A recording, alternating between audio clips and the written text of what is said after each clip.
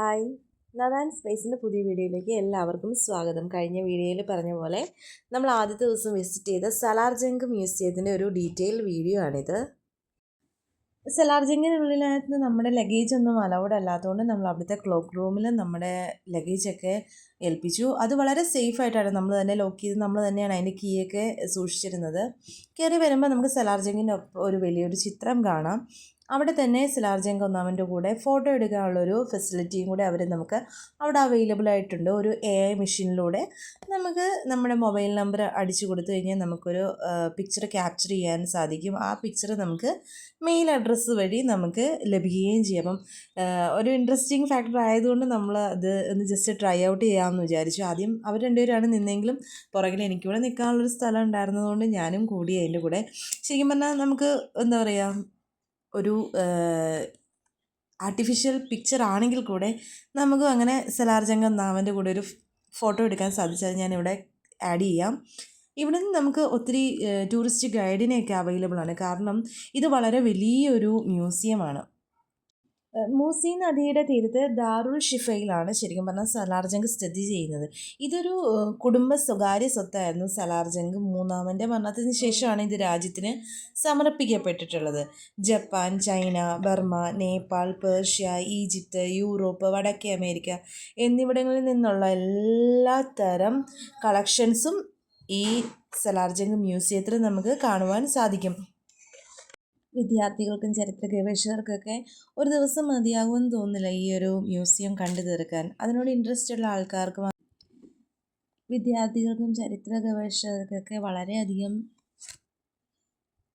ഉപകാരപ്രദമായ ഒരു സ്ഥലമാണ് ഈ സലാർജംഗ് മ്യൂസിയം എന്ന് പറയുന്നത്. പല രാജ്യങ്ങളിലെ പല വസ്തുക്കളെ നമുക്ക് തൊട്ടടുത്ത് കാണുവാനും അതിൻ്റെ ഡീറ്റെയിൽസൊക്കെ വായിച്ചു നോക്കി അറിയാനൊക്കെ നമുക്ക് സാധിക്കും. ഈ ഒരു ഗാലറി എന്ന് പറയുന്നത് തുണിത്തരങ്ങളുടെ ഒരു ഗാലറിയാണ്. നമ്മൾ ഇപ്പോൾ നമ്മുടെ ഫാഷൻ ഡിസൈനിങ് മേഖലയിൽ കാണുന്ന ഏറ്റവും ഭയങ്കര ലേറ്റസ്റ്റ് അല്ലെങ്കിൽ ട്രെൻഡി എന്ന് പറഞ്ഞിട്ട് കാണിക്കുന്ന പല വർക്കുകളും ഇതിൽ നിന്നൊക്കെ ഇൻസ്പയർഡ് ആയിട്ടാണ്. ഇതിനകത്ത് സദോസി, സ്റ്റോൺ വർക്ക്, അതുപോലെ തന്നെ കൈത്തുന്നലുകൾ, അങ്ങനെ ഒത്തിരി കാര്യങ്ങൾ നമുക്ക് കാണുവാൻ സാധിക്കും. അപ്പം ഇതിനകത്ത് എന്ന് പറഞ്ഞു കഴിഞ്ഞാൽ എന്താ പറയുക, 3 കെട്ടിടങ്ങളിലായിട്ട് ഇരുനില 3 കെട്ടിടങ്ങളിലായിട്ട് 38 ബ്ലോക്കുകളിലായിട്ടാണ് പ്രദർശന വസ്തുക്കൾ പ്രദർശിപ്പിച്ചിരിക്കുന്നത്. ഇവയിലെല്ലാം ശില്പങ്ങളുണ്ട്, പെയിൻറ്റിങ്സ് ഉണ്ട്, കൊത്തുപണികളുണ്ട്, തുണിത്തരങ്ങളുണ്ട്, അതുപോലെ കയ്യെഴുത്ത് പ്രതികൾ, സെറാമിക് പാത്രങ്ങൾ, മെറ്റാലിക് ആർട്ടിഫാക്റ്റുകൾ, പല രാജ്യങ്ങളിൽ നിന്ന് കൊണ്ടുവന്നിട്ടുള്ള പരവതാനികൾ, ഘടികാരങ്ങൾ, ഫർണിച്ചർ എന്നിവയുടെയൊക്കെ ഒരു വലിയൊരു ശേഖരം തന്നെ നമുക്ക് ഇതിനുള്ളിൽ കാണാൻ സാധിക്കും. ഓരോന്നും നോക്കി നിന്ന സമയം എത്രത്തോളമാണ് പോകുന്നതെന്ന് നമുക്ക് ചിലപ്പോൾ ചിന്തിക്കാൻ കൂടെ സാധിക്കില്ല. ഇവിടുത്തെ ടൈമിംഗ് എന്ന് പറയുന്നത് 10 to 5 ആണ്. അപ്പം നമുക്കൊരു ഒത്തിരി രാവിലെ സമയത്ത് ഇവിടെ എത്തിയാൽ നമുക്ക് നടന്ന് വിശദമായിട്ട് കാണുവാൻ സാധിക്കും. ഇത് അവിടുത്തെ മാർബിൾ ഗാലറിയാണ്. ഭയങ്കര ഇൻസ്പയർഡായിട്ട്, ഭയങ്കര ബ്യൂട്ടിഫുള്ളായിട്ട് അതൊക്കെ അറേഞ്ച് ചെയ്തിരിക്കുന്നത്, അതിൻ്റെ ലൈറ്റിങ്സൊക്കെ ഭയങ്കര ബ്യൂട്ടിഫുള്ളായിട്ടാണ് അതെല്ലാം അറേഞ്ച് ചെയ്തിരിക്കുന്നത്. നമുക്ക് നമ്മുടെ കാഴ്ചകളൊക്കെ വളരെ ഭംഗിയുള്ളതാക്കി തീർക്കുന്നതാണ്. നമ്മളങ്ങനെ ഒരു ബ്ലോക്കിൽ നിന്ന് അടുത്ത ബ്ലോക്കിലോട്ട് ചെല്ലുമ്പോഴേക്കും നമ്മളിൽ തന്നെ ഒരു കൗതുകം ഉണരും. അയ്യോ, ഇവിടെ എന്താണ് എന്നാണ് എന്നൊക്കെയുള്ള. അവിടെ തന്നെ നമ്മൾ പലപ്പോഴും മ്യൂസിയങ്ങളിലൊക്കെ കാണുന്ന ചെറിയ ശേഖരങ്ങൾ പോലെയല്ല, ഇതിൻ്റെയൊക്കെ തന്നെ ഒരു വലിയൊരു കളക്ഷൻ ഉണ്ട്. ഇതെന്ന് പറഞ്ഞാൽ സലാർജംഗ് മൂന്നാമൻ തൻ്റെ ഒരു 35 വർഷം, അതായത് 3.5 പതിറ്റാണ്ടുകളോളം എടുത്ത് അദ്ദേഹം പല നാടുകളിൽ നിന്ന് പല സ്ഥലങ്ങളിൽ നിന്ന് ശേഖരിച്ച വസ്തുക്കളാണിത്. അദ്ദേഹത്തിൻ്റെ ഒരു ഭൂരിഭാഗം സ്വത്തും ഇതിനു വേണ്ടി തന്നെ ചെലവഴിച്ചു എന്നാണ് നമ്മൾ അവിടെയുള്ള വിവരങ്ങളിൽ നിന്നൊക്കെ നമുക്ക് മനസ്സിലായത്. പലതരം പെയിൻറ്റിങ്സ് ആണെങ്കിലും ഇതിനു വേണ്ടി തന്നെ അദ്ദേഹം വില കൊടുത്ത് വാങ്ങിച്ചവയൊക്കെയാണ് ഇവിടെ സൂക്ഷിച്ചിരിക്കുന്നത്. ശരിക്കും പറഞ്ഞാൽ അന്ന് അദ്ദേഹത്തിൻ്റെ ഇൻറ്റൻഷൻ എന്തായിരുന്നു എന്ന് നമുക്ക് ചിലപ്പോൾ ചിന്തിക്കാം. പക്ഷേ ഇന്ന് അത് വലിയൊരു അപൂർവ കമനീയ ശേഖരമാണ്. നമുക്ക് എത്രത്തോളം വിലയിട്ടാലും അതിനൊക്കെ അപ്പുറമായിട്ടുള്ള രീതിയിലുള്ള ഒരു കളക്ഷൻസാണ് നമുക്ക് ഈ സലാർജംഗ് മ്യൂസിയത്തിൽ നമുക്ക് കാണുവാൻ സാധിക്കുന്നത്. ആദ്യം പറഞ്ഞ പോലെ തന്നെ പരസ്പരം ബന്ധിപ്പിച്ചിരിക്കുന്ന 3 കെട്ടിടങ്ങളിലായിട്ട് 2 നിലകളിൽ 38-ലധികം ഗാലറികളിലായിട്ടാണ് ഇവിടുത്തെ വസ്തുക്കളൊക്കെ പ്രദർശിപ്പിച്ചിരിക്കുന്നത്. ഈ ബ്ലോക്കുകളൊക്കെ eastern block, western block, Indian block എന്നിങ്ങനെ തരം തിരിച്ചാണ് അവിടെ സാധനങ്ങൾ പ്രദർശിപ്പിക്കുന്നത്. ഇപ്പം നമ്മൾ ഈ കയറുന്നത് കോയിൻ ഗാലറിയിലേക്കാണ്. ഈ കോയിൻ ഗാലറിയിൽ കയറുമ്പോൾ നമുക്ക് ഈ ഹൈദരാബാദ് ഞാൻ കഴിഞ്ഞ വീഡിയോയിൽ പറഞ്ഞ പോലെ പല കാലഘട്ടത്തിലുണ്ട് ചരിത്രം പറയുന്നൊരു സ്ഥലമാണ് ഈ ഹൈദരാബാദ്. ചാലൂക്യന്മാർ, കാകതീയന്മാർ, ഖിൽജി രാജവംശം, അതുപോലെ തന്നെ തുഗ്ലക് രാജവംശം, മുസുരി നായകന്മാർ, ബഹുമാനി സുൽത്താനേറ്റിൻ്റെയൊക്കെ കോയിൻസ് ഇവിടെ അത് പ്രദർശിപ്പിച്ചിട്ടുണ്ട്. മുഹമ്മദ് ബിൻ തുഗ്ലക്ക്, അതുപോലെ തന്നെ ഫിറോസ് ഷാ തുഗ്ലക്ക്, ഷെർഷാ തുഗ്ലക്ക്, അങ്ങനെ ഓരോ സുൽത്താൻമാരും ഇംപ്ലിമെൻ്റ് ചെയ്ത കോയിൻസ് എല്ലാം ഇവിടെ കളക്ട് ചെയ്തിട്ടുണ്ട്. അതൊക്കെ അതിൻ്റെ സൈസിലും അതിൽ ചെയ്തിരിക്കുന്ന കർവിങ്സിലൊക്കെ ഒത്തിരി വ്യത്യാസമുണ്ട്. കുത്തബ് ഷാഹി രാജവംശത്തിൻ്റെയൊക്കെ ഓരോ സുൽത്താൻമാരും കൊടുത്തിരുന്ന നാണയങ്ങൾ അല്ലെങ്കിൽ അവർ വിനിമയത്തിനായി ഉപയോഗിച്ചിരുന്ന സാധനങ്ങൾ ഒന്നൊന്നിന് വ്യത്യസ്തമാണ്. നമുക്കത് വളരെ സൂക്ഷ്മമായിട്ട് നോക്കുമ്പോഴേക്കും അതുപോലെ തന്നെ ന്യൂ കോയിൻസും അവിടെ കാണാൻ സാധിക്കും. അവസാനത്തെ ഹൈദരാബാദിൻ്റെ നവാബായിരുന്ന മിർ ഉസ്മാൻ അലി ഖാൻ്റെ പ്രധാനമന്ത്രിയായിരുന്ന മിർ യൂസുഫ് അലി ഖാൻ സലാർജംഗാണ് സലാർജംഗ് മൂന്നാമൻ എന്ന പേരിൽ അറിയപ്പെടുന്നത്. ഇത് ഇവരൊരു ഭയങ്കര നോബിളായിട്ടുള്ളൊരു ഫാമിലി ആയിരുന്നു. അന്നത്തെ നിസാംസിൻ്റെ എല്ലാ പ്രധാനമന്ത്രിമാരും അല്ലെങ്കിൽ പ്രധാന ഉപദേഷ്ടാക്കന്മാരെല്ലാം ഈ സലാർജംഗ് ഫാമിലിയിൽ നിന്നായിരുന്നു ഉണ്ടായിരുന്നത്. ഈ കാണുന്ന ഫർണിച്ചറുകളെല്ലാം കാശ്മീരി ഫർണിച്ചറുകളായിട്ടാണ് അവിടെ എഴുതി വെച്ചിരുന്നത്. പലപ്പോഴും നമുക്കും കണ്ടുപരിചയമുള്ള സൗത്ത് ഇന്ത്യൻ ഫർണിച്ചർ മോഡലുകളാണ് ഇവിടെ കാണിച്ചിരുന്നത്.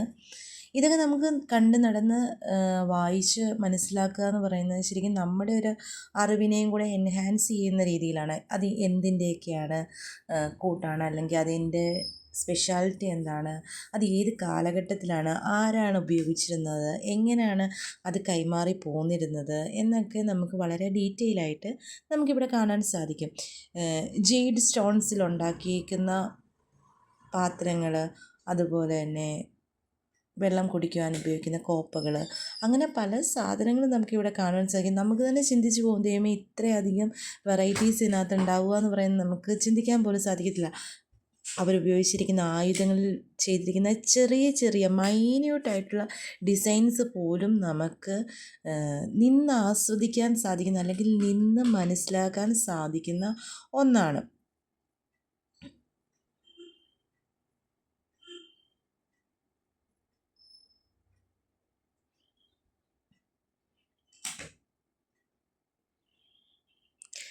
ഈ സലാർജംഗ് മൂന്നാമൻ്റെ ഒരു വലിയൊരു ശേഖരണമാണ് അദ്ദേഹത്തിൻ്റെ ഖുറാൻ കളക്ഷൻസ്. അദ്ദേഹത്തിൻ്റെ കുഞ്ഞിലെ തൊട്ടുള്ള പിക്ചറുകളും മറ്റു കാര്യങ്ങളൊക്കെ അവിടെ പ്രദർശിപ്പിച്ചിട്ടുണ്ട്. അദ്ദേഹത്തിൻ്റെ ബാല്യകാലം തൊട്ടുള്ള അദ്ദേഹം ഉപയോഗിച്ചിരുന്ന സാധനങ്ങൾ, അദ്ദേഹം പഠിച്ചിരുന്നത്, അദ്ദേഹത്തിൻ്റെ പേഴ്സണൽ കളക്ഷൻസ് എല്ലാം ഇതിനകത്ത് ഉൾപ്പെടുത്തിയിട്ടുണ്ട്. ഇതിനകത്ത് എനിക്ക് ഭയങ്കര ഇൻട്രസ്റ്റിംഗ് ആയിട്ട് തോന്നിയത് ഇവിടുത്തെ സെറാമിക് കളക്ഷൻസാണ്. നമ്മൾ പലപ്പോഴും ഒരു സെറാമിക് ചായക്കപ്പിലൊക്കെ ചായ കുടിക്കുക എന്നൊക്കെ പറയുന്നത് ഒരു കാലത്ത് വളരെയധികം പ്രൗഢിയുടെയും പ്രതാപത്തിൻ്റെയൊക്കെ ഒരു സൈനായിട്ടാണ് കാണിച്ചിരുന്നത്. ശരിക്കും പറഞ്ഞാൽ നമ്മളിവിടെ എത്തിയതേ ഒരു 3 മണി കഴിഞ്ഞിട്ടാണ്. അതുകൊണ്ട് ഓടി നടന്ന് കാണേണ്ടി വന്നു. ഞങ്ങൾ രണ്ടുപേരും 2 വഴിക്ക് തിരിഞ്ഞിട്ടാണ് ഇത് കണ്ടു തീർത്തത്. എനിക്ക് ഇൻട്രസ്റ്റ് ഉള്ള മേഖലയിലോട്ട് ഞാനും തിരിഞ്ഞു, ചേട്ടായിയും കുഞ്ഞും അവർക്ക് ഇഷ്ടമുള്ളൊരു മേഖലയിലേക്കും തിരിഞ്ഞു. നമ്മളിത് കവറപ്പ് ചെയ്യുക എന്നുള്ളത് ഒരു വലിയൊരു ടാസ്ക് ആയിരുന്നു. ഞാൻ ആദ്യം ഓർത്ത് ഇച്ചിരി നേരത്തെ ചെന്നെങ്കിൽ നമ്മളൊരു ടൂറിസ്റ്റ് ഗൈഡിനെയും കൂടെ അവിടെ സമീപിച്ചിരുന്നെങ്കിൽ നമുക്ക് ഇത് വളരെ ഡീറ്റെയിൽ ആയിട്ട് ഈ 3 മണിക്കൂർ 4 മണിക്കൂർ കണ്ടു തീർക്കേണ്ട മ്യൂസിയം ചിലപ്പോൾ നമുക്ക് വളരെ പ്രധാനപ്പെട്ടത് നമുക്ക് മിസ്സാവാതെ നമുക്ക് കണ്ടുപിടിക്കാൻ സാധിക്കുമായിരുന്നു. ഈ മാർബിളിനകത്തൊക്കെ എൻകേർവ് ചെയ്തിരിക്കുന്ന പിക്ചേഴ്സും അതിനകത്ത് കുത്തിയെഴുത്തിരിക്കുന്ന ശില്പങ്ങളൊക്കെ നമുക്ക് എത്ര കണ്ടു നിന്നാലും മടുക്കത്തില്ല. നമ്മൾ ബർത്ത്ഡേക്ക് ഗിഫ്റ്റ് കൊടുക്കുന്ന ചെറിയ ചെറിയ ടോയ്സ് ഉണ്ടല്ലോ, അതിപ്പം പ്ലാസ്റ്റർ ഓഫ് പാരീസിലാണ് ചെയ്തിരിക്കുന്നതെങ്കിലും അവിടെ അതൊക്കെ ഒറിജിനൽ മാർബിളിനകത്ത് കുത്തിയെടുത്തിരിക്കുന്ന ശില്പങ്ങളായിട്ടാണ് വെച്ചിരിക്കുന്നത്. ഫ്രൂട്ട് ബാസ്ക്കറ്റ്, അവരുടെ ഡൈനിങ് ടേബിൾ അലങ്കരിച്ചിരിക്കുന്ന സാധനങ്ങൾ, അല്ലെങ്കിൽ ബെഡ്റൂമിൽ ഉപയോഗിക്കുന്നത്, അവരുടെ കിച്ചണിൽ ഉപയോഗിക്കുന്നത്, അങ്ങനെ പല സ്ഥലങ്ങളിലേക്കും പല രീതിയിലാണ് ഇവർ പല സാധനങ്ങൾ ഉപയോഗിച്ചിരുന്നത്. ഇതൊക്കെ എങ്ങനെ ഇത്ര നാടുകളിൽ നിന്ന് അദ്ദേഹം കളക്ട് ചെയ്തു എന്നൊക്കെ ചിന്തിച്ചു കഴിഞ്ഞ് കഴിഞ്ഞാൽ നമുക്ക് ഒത്തിരി അധികം ഇൻട്രസ്റ്റിംഗ് ആയിട്ടുള്ള രീതിയിൽ നമുക്ക് ഈ കാര്യങ്ങളെ പഠിക്കുവാൻ സാധിക്കും. ശരിക്കും പറഞ്ഞാൽ ഇതൊക്കെ അദ്ദേഹത്തിൻ്റെ വലിയൊരു കുടുംബ സ്വത്ത് ഇതിനു വേണ്ടിയാണ് അദ്ദേഹം ചെലവഴിച്ചിരുന്നത്. മറ്റ് പ്രശ്നങ്ങളിലും അല്ലെങ്കിൽ മറ്റ് എതിർപ്പുകളൊന്നും വകവെക്കാതെ അദ്ദേഹം ഇങ്ങനെയൊക്കെ കുറേ കാര്യങ്ങൾ ചെയ്തുകൊണ്ട് വരുന്ന തലമുറയിൽപ്പെട്ട നമുക്കും ഇതൊക്കെ ആസ്വദിക്കാനൊക്കെ സാധിച്ചു. ഇത് പെയിൻറ്റിങ് ഗാലറിയാണ്. ഈ പെയിൻറ്റിങ് ഗാലറിയിൽ തന്നെ പല ടൈപ്പ് പെയിൻറ്റിങ്സ് ഉണ്ട്. ആർട്ടിഫിഷ്യൽ പെയിൻറ്റിങ് ഉണ്ട്, അതുപോലെ തന്നെ oil painting, water colour painting, അങ്ങനെ ലോകപ്രശസ്തമായ എല്ലാ ചിത്രങ്ങളും ഈ പെയിൻറ്റിങ് ഗാലറിയിൽ നമുക്ക് കാണുവാൻ സാധിക്കും.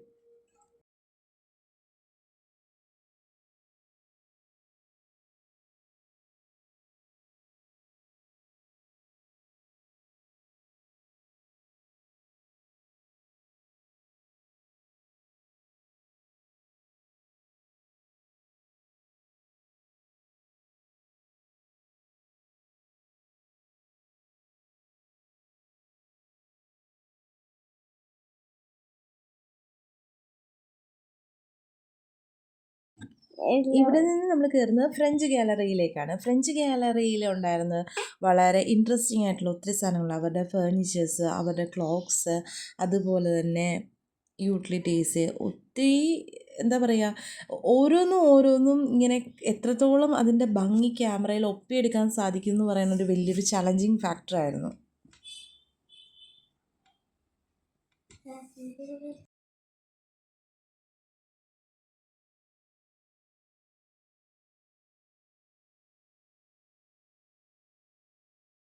സലാർജംഗ് മ്യൂസിയത്തെക്കുറിച്ച് കേൾക്കുമ്പോൾ തന്നെ ഇവിടുത്തെ ഏറ്റവും പ്രത്യേകതയുള്ളത് ഇവിടുത്തെ ക്ലോക്ക് ഗാലറിയാണ്. ക്ലോക്ക് ഗാലറിയിൽ വളരെ പ്രശസ്തമായിട്ടുള്ള ക്ലോക്കുകളുണ്ട്, പല രാജ്യത്തെ പല സമയങ്ങൾ പ്രദർശിപ്പിക്കുന്നതൊക്കെ.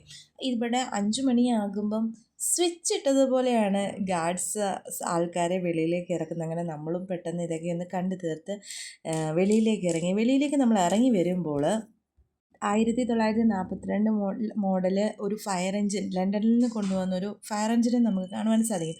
ഈ വിശേഷങ്ങളെല്ലാം നിങ്ങൾക്ക് ഇഷ്ടപ്പെട്ടെന്ന് തോന്നുന്നു. Okay, thank you so much, by.